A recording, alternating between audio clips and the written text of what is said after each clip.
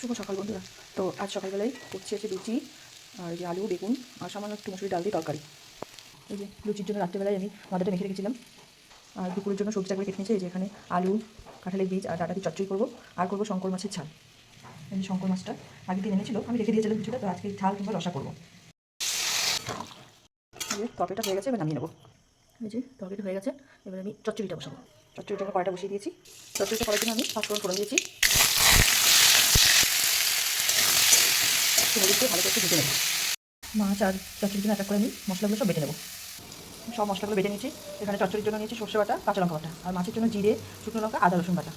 আর এদিকে চচ্চড়িটা ভাজা হয়ে গেছে, এবার এর মধ্যে জল ঢেলে দেবো, লবণ। ভাবলাম জল দেওয়ার আগে একটু মশলাটাকে কষিয়ে দিই। একটু নাড়ি ছাড়িয়ে এবার এর মধ্যে আমি জল দিয়ে দিলাম। চচ্চড়িটা হচ্ছে, আর এদিকে লুচিটা ভাজার জন্য আমি তেল গরম হয়ে গেছে। এবার লুচিগুলো কেটে রেখেছি, এবার এক করে সব ভেজে নেবো।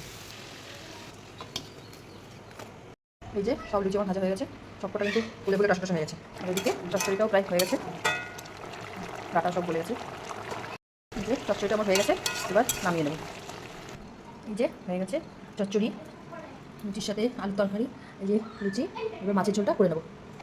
এদিকে ছেলে বলছে খিদে হয়ে গেছে মা, তো ওদেরকে সবাইকে দিয়ে দেবো আগে লুচি তরকারিটা, তারপরে মাছটা করে নেবো। এদিকে খিদে দেওয়া হয়ে গেছে, এবার আমি মাছগুলো সব ভেজে নেবো। আজকে রান্নাটা সম্পূর্ণ সাদা তেলেই করলাম। মাছগুলো ভাজা হয়ে গেছে, এবার নামিয়ে নেবো। পেঁয়াজ, বাটা মশলাগুলো সব দিয়ে দেবো। সামান্য একটু জল, লবণ, হলুদ, মশলা কষানো হয়ে গেছে, এবার মাছগুলো দিয়ে দেবো।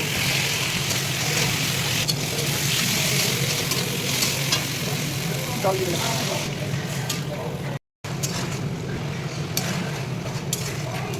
মাছটা হয়ে গেছে, এবার আমি নামিয়ে নেবো। ক্যামেরায় না মাছের কালারটা ভালো আসছে না, কালারটা একটু খুব মিষ্টি এসেছে। আমার রান্না যদি ভালো লেগে থাকে তো আমার চ্যানেলটি লাইক, কমেন্ট আর সাবস্ক্রাইব করে দিই প্লিজ। সবসময় পাশে বন্ধুরা।